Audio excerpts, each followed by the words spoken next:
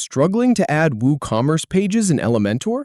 Learn the 7-click route to locate the hidden widget and speed up your store building.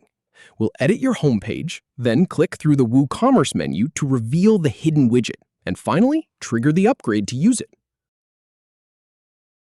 Start by going to Edit Home with Elementor to open the page in the builder. Then, click on Highlight.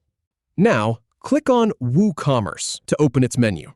Then, click on WooCommerce Pages from the options.